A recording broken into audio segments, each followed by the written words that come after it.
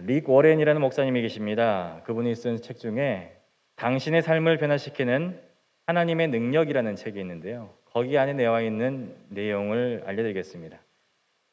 그는 믿음이 약하다라고 이야기하는 사람들에게 종종 이렇게 묻는다고 합니다. 성경을 규칙적으로 읽고 있습니까? 아니요. 그럼 성경을 공부하고 계십니까? 아니요. 성경을 암기하고 계십니까? 아니요. 그런데 어떻게 믿음이 성장하기를 기대하십니까?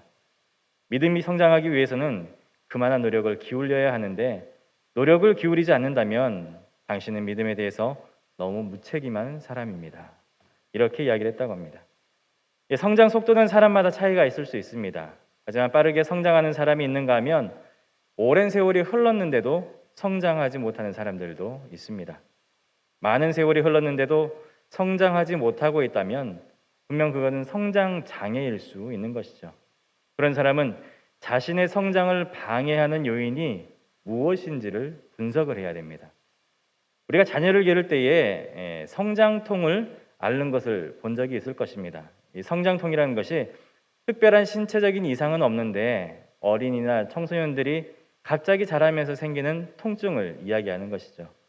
이 부상이나 질병이 없는 데에도 통증을 호소하고 있습니다. 엉덩이가 아프다, 발목이 아프다, 발뒤꿈치가 아프다, 무릎이 아프다, 관절이 아프다, 뼈가 아프다. 노인들도 아닌데 아이들이 그런 이야기를 한다고 합니다. 그런데 이 성장통을 겪을 때에 육체가 성장하듯이 이 우리가 영적인 성장을 할 때에도 고난과 통증이 필요하다는 것이죠.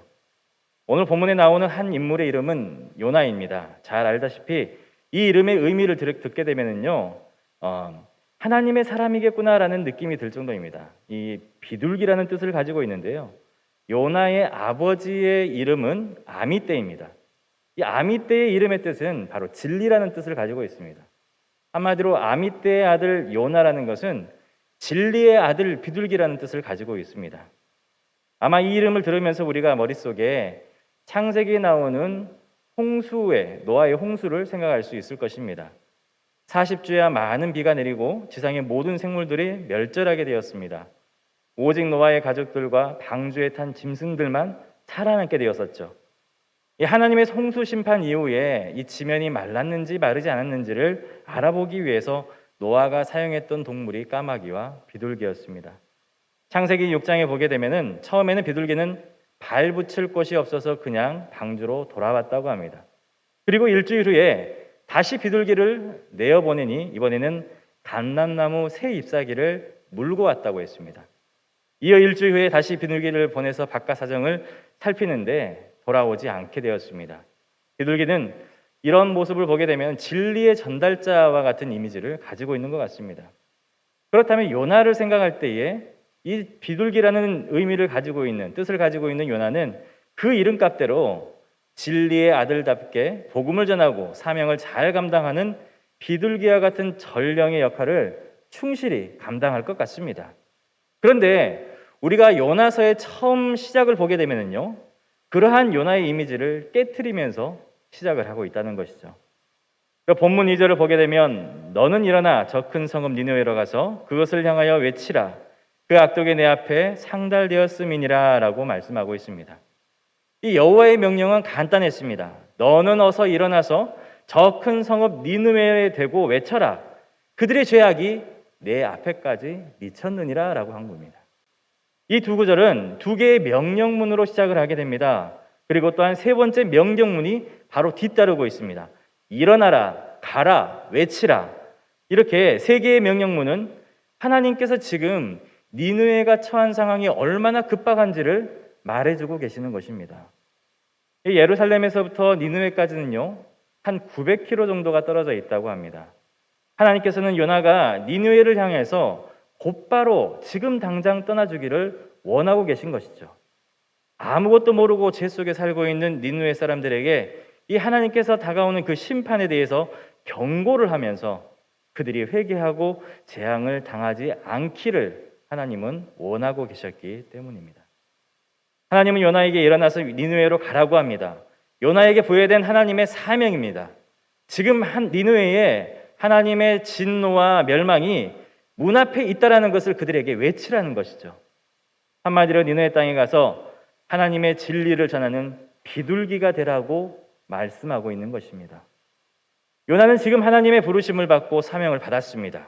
진리 하나님의 명령을 받은 이 비둘기로서 말씀하신 대로 일어나서 하나님의 일을 곧바로 행해야 될 것 같습니다. 그런데 지금 요나는 그 사명을 전달하기보다 직무유기를 하고 있는 것이죠. 3절 말씀 보게 되면은 욥바로 내려가서 다시스로 가는 배에 오르게 됩니다. 지금 요나가 일어나서 가야 할 곳은 북쪽인데 하지만 그는 지금 남쪽을 향하고 있다는 것이죠. 육로를 택해서 가야 되는데 해상을 통해서 바닷길을 통해서 가려고 했습니다. 이 지금 요나가 선택한 방향은 완전히 잘못된 방향이었습니다. 이 더 황당한 일은 그가 방향을 잘못 잡아서 간 그 욥바로 간 이유가 3절에 나와 있습니다. 그것은 바로 하나님의 얼굴을 피하기 위해서라고 대답을 했던 것이죠. 왜 그랬을까요? 그는 니느웨의 말씀을 전하라는 하나님의 명령에 불만을 품고 있었습니다. 여러분, 니느웨가 어떤 나라입니까? 니느웨는 아수르의 수도입니다. 아수르는 이스라엘의 원수의 나라입니다. 따라서 그곳에 가서 말씀을 전하라는 것은 요나의 마음을 불편하게 했던 것이죠. 더 분명한 이유가요. 4장 2절에 나와 있는데요. 여호와께 기도하여 이르되 여호와여 내가 고국에 있을 때에 이러하겠다고 말씀하지 아니하였나이까? 그러므로 내가 빨리 다시스로 도망하였사오니 주께서는 은혜로우시며 자비로우시며 노하기를 더디하시며 인애가 크시사 뜻을 돌이켜 재앙을 내리지 아니하시는 하나님이신 줄을 내가 알았음이니이다 라고 했습니다. 지금 요나는요, 처음부터 하나님께서 니느웨를 향한 공의와 정의를 행하지 않으시고 심판을 행하지 않으실 것이라는 것을 알고 있었다라는 거예요. 그들을 구원하시려는 하나님의 속내를 간파하고 있었다는 것입니다. 그러한 하나님의 계획이 요나는 싫어서 일어나서 니느웨로 가지 아니하고 다시스로 가려고 했다는 것이죠. 요나는 지금 자신이 일어나서 다시스로 가려고 했던 이유가 있다고 말을 합니다. 요나가 하나님께서 명령하시는 것에 대한 직무유기를 했던 그 합당한 사유가 있다라고 이야기를 합니다. 무엇입니까? 하나님 어차피 이래나 저래나 하나님은 그 니느웨 백성들을 구원하시지 않겠습니까? 제가 니느웨 땅에 가서 외치지 않아도 하나님은 하나님의 중심에는 그 백성들을 구원하시고자 하는 그러한 뜻이 있는 거 아닙니까? 그런데 마음에 와닿지도 않는 일을 왜 제게 시키는 것입니까? 오히려 니느웨가 아닌 다시스로 저는 가겠습니다. 거기도 니느웨 못지않게 하나님의 구원이 필요한 곳이니 그곳에 가서 제가 그 진리를 전달하는 비둘기가 되려고 합니다. 하나님의 명령을 거스르고 하나님의 뜻을 의도적으로 거역하기 위해서 지금 요나는 하나님의 뜻과 반대되는 길로 걸어가고 있는 것입니다. 하나님의 명령을 따르지 않고 다시스로 향하는 배를 탔던 요나의 모습이 남일 같지 않아 보입니다. 오히려 하나님의 낯을 피해 다니는 요나처럼 하나님 앞에 서는 것을 거절하고 하나님의 말씀에 순종할 듯 하면서 우리의 뜻과 방식대로 우리가 신앙생활을 하며 살아갈 때가 많았다는 것이죠. 신앙을 저버리지는 못합니다. 그런데 하나님의 말씀대로 순종하기는 싫습니다. 마치 영적인 사춘기에 빠진 질풍노도의 신앙인처럼 보일 때가 있습니다. 여러분, 어느 누구도 이러한 것들에 대해서 말을 할 수가 없습니다. 우리가 수많은 사건과 상황 속에서 신앙이 위태할 때가 많이 있죠. 심지어 함께 신앙생활을 하고 있는 우리의 모습을 바라보면서 실조가에 넘어지기도 합니다. 무엇이 우선순위이고 무엇이 하나님의 뜻인지도 잘 압니다. 그렇게 해야 되는 것도 우리가 알고 있습니다. 하지만 그렇게 하지 못하고 오히려 모난 행동으로 하나님께 나아갈 때가 있다는 것입니다. 오늘 본문에 나온 요나의 모습처럼 말입니다. 여러분, 신앙의 삐딱함을 가지고 다시스로 가는 요나와 영적인 사춘기에 빠진 우리들을 향해서 하나님은 무엇을 하고 계실까요? 우리는 본문 속에서 신앙의 삐딱선을 탄 요나를 향해서 집요하게 되돌리시려고 하는 하나님의 모습을 바라볼 수가 있습니다. 먼저 순종적일 것 같은 요나의 삐딱선 신앙은 다시스를 향한 배에 몸을 싣게 되었습니다. 그런데 본문 4절은 이렇게 이야기를 합니다. 여호와께서 큰 바람을 바다 위에 내리시매라고 했습니다. 이 맑은 하늘에 날벼락 같은 소리가 떨어지게 됩니다. 갑자기 폭풍이 몰려오게 된 것이죠. 배가 바다에서 풍랑을 만나는 것은 흔한 일이라고 합니다. 그런데 본문이 묘사하고 있는 것은 다시스로 향하던 배가 만난 풍랑의 진원지가 문제였다는 것이죠. 본문은 이렇게 이야기하고 있습니다. 여호와께서 행하셨다. 그 파괴력이 얼마나 큰지 배가 거의 깨지게 되었다라고 이야기를 하고 있어요. 풍랑이 얼마나 심했는지 오랜 항해 경력을 가졌던 선원들도 속수무책 당할 수밖에 없었습니다.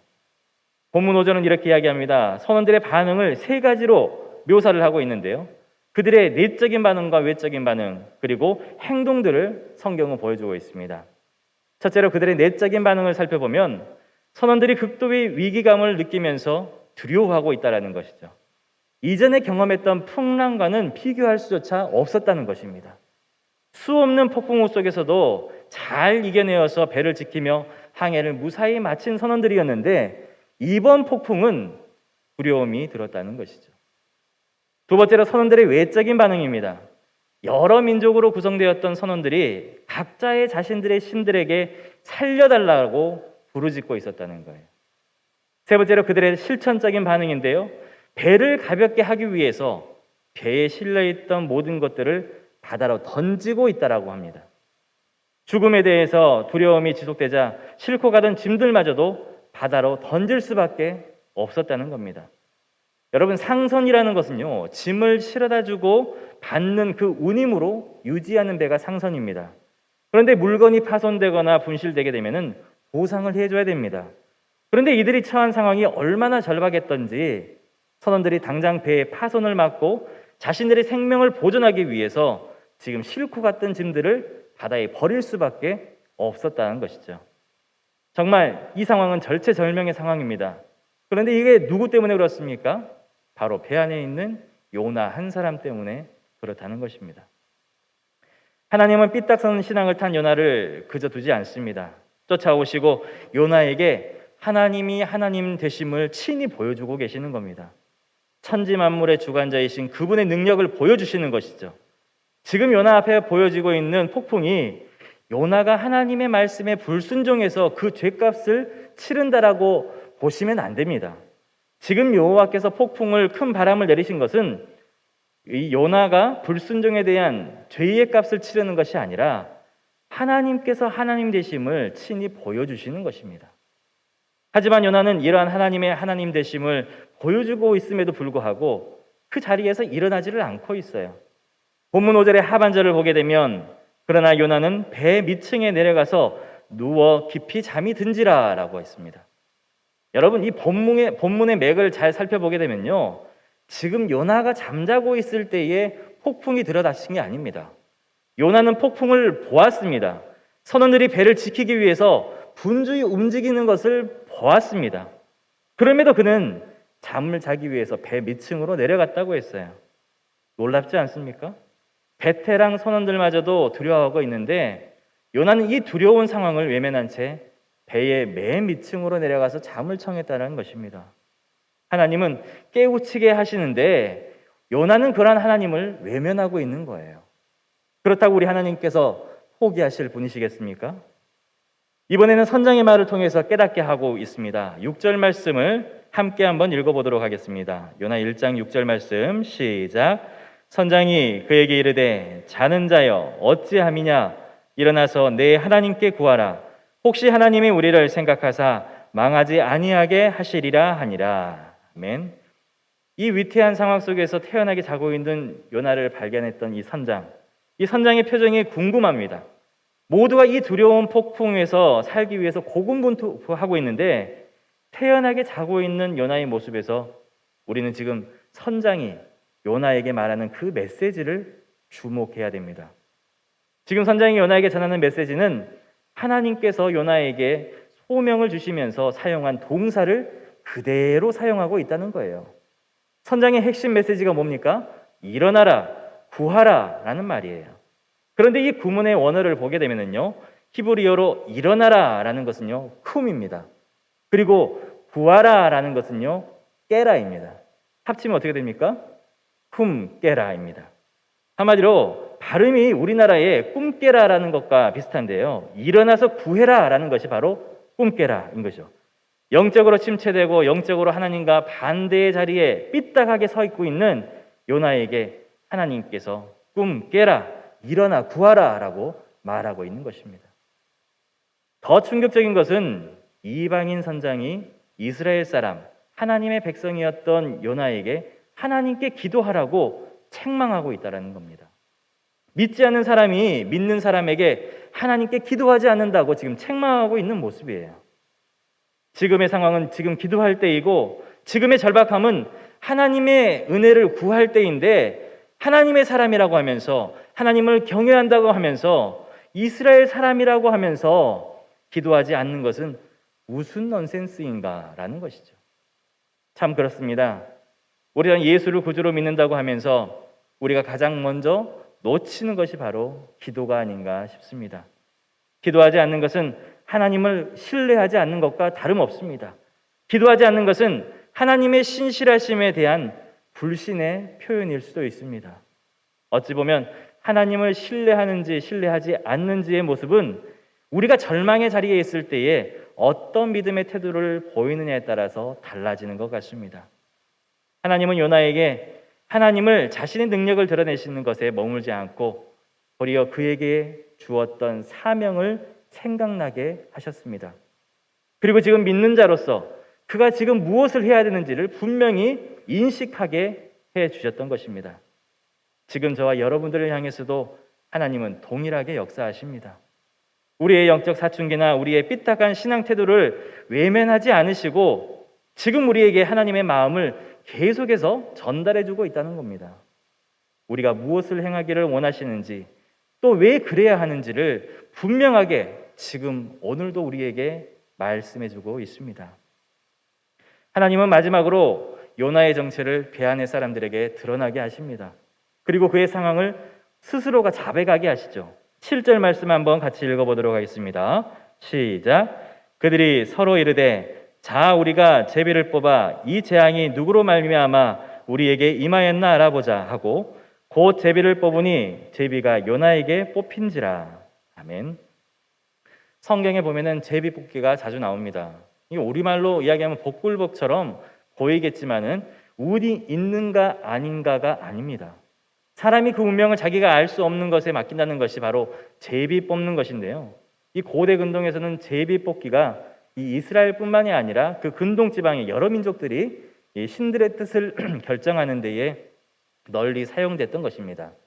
우리가 뽑기 할 때 뭐 그러한 제비 뽑기가 아니라 주로 사용되었던 것은 돌멩이를 사용했었는데요.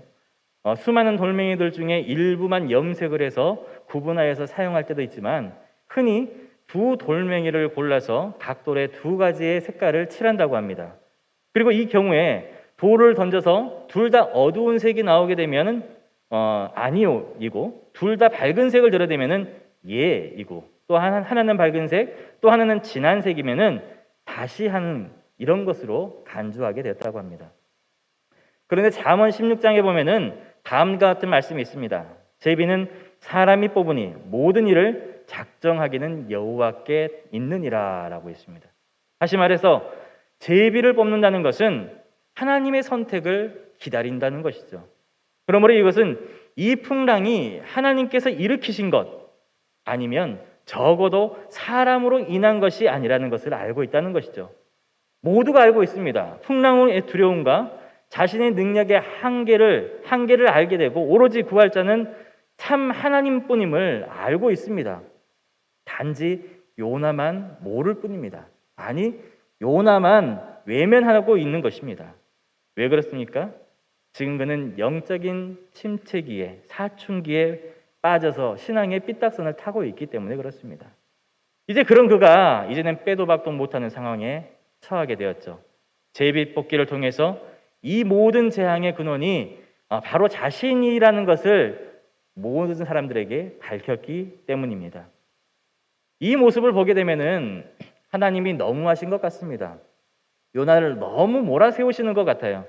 지금 이 모든 상황을 향해서 질주하는 요나의 마음은 외면하신 채 헤아려 주지 않은 채 그 하나님께서는 너무나도 요나를 몰고 가시는 것 같습니다.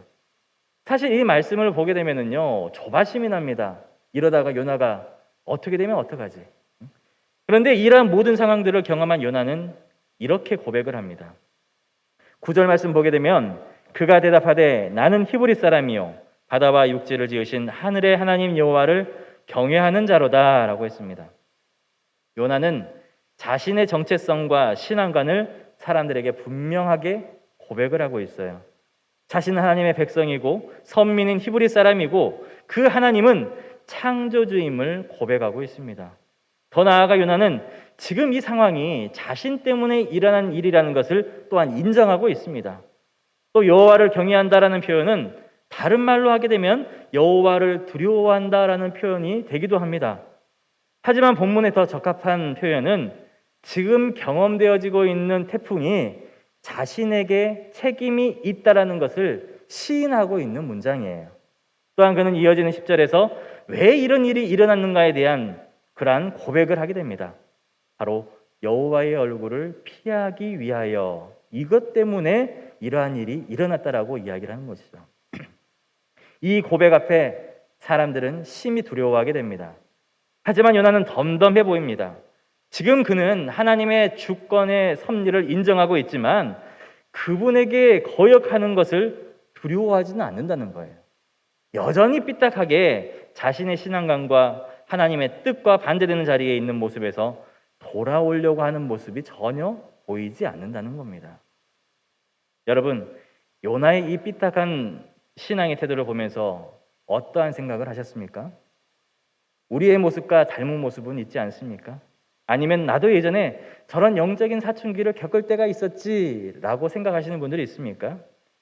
참 놀라운 것은 하나님의 사람 요나는 영적인 사춘기 속에서 영적인 침체를 경험하면서 여전히 하나님 앞에서 삐딱하게 서 있지만은 요나와 함께 있는 주변의 사람들은 요나의 태도에 책망과 안타까움을 표현하고 있다는 것입니다.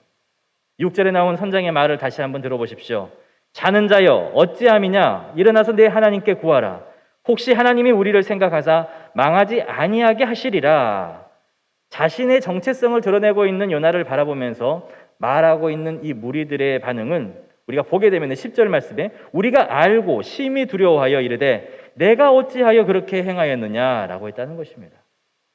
하나님께서는 이처럼 영적인 사춘기에 빠진 우리를 홀로 두시지 않는다는 것입니다. 하나님의 마음을 알리고자 쫓아오시고 다가오셔서 계속해서 말씀해 주신다는 것입니다. 혹시 우리가 삐딱한 신앙 때문에 하나님이 전하여 준 진리를 올바로 전하지 않고 하나님의 말씀에 순종하지 않는 우리의 모습이 보이지는 않습니까? 영적인 사춘기에 있다고 해서 영적인 침체를 향해서 계속 내려가고 있지는 않습니까? 그럼에도 불구하고 하나님은 우리를 다시금 이렇게 세워주시고 하나님의 그 사명을 감당할 수 있도록 독려해 주십니다. 왜 하나님께서 그토록 우리를 외면하지 않으시고 포기하지 않으시고 우리와 함께 일하시려고 그렇게 노력을 하시는 걸까요? 그 사명을 감당할 사람이 우리밖에 없을까요? 아니면 그 사명을 완수할 최고의 적임자가 바로 우리일까요? 그것도 아니면 그 사명을 감당을 통해서 하나님의 마음을 알도록 하기 위함일까요? 요나서를 읽으면서 요나가 주인공이라고 생각했던 것들은 모두 비껴갔습니다. 요나서의 주인공은 하나님이셨습니다. 성경을 읽으면서 각각에 나와 있는 주인공들의 모습을 보며 진정한 주인공은 하나님이시라는 것을 우리가 깨달을 수가 있습니다. 사랑하는 성도 여러분, 하나님은 우리를 위해서 말씀을 통해서 우리들에게 계속해서 말씀해 주십니다. 그렇다면 여러분들의 영적인 상태를 우리가 살펴봐야 되겠죠. 요나처럼 영적인 성장통을 겪고 계신 분들은 없습니까? 하나님께서 부여하고 주신 사명의 길도 힘들고 또 꼭 그렇게 해야 하는 것인가 하는 회의감도 들고 주신 사명의 길도 힘들고 그러하기 때문에 하나님의 얼굴을 피해서 살고 싶어 하지는 않습니까? 영적인 성장통을 겪는다고 우리의 신앙이 부족하다고는 생각하지 마십시오. 오히려 우리가 겪는 이 영적인 침체 속에서 하나님께서는 집요하게 우리를 만져주시고 그리고 우리를 지켜주신다는 사실을 잊지 마시기 바랍니다. 오늘도 하나님은 우리의 영적인 사춘기 속에서 영적인 성장을 위해 우리에게 오시고 우리를 깨우쳐 주시는 신실하신 하나님이십니다. 하나님이 깨우실 때에 즉각적으로 반응할 수 있는 저와 여러분들이 되기를 간절히 소망합니다.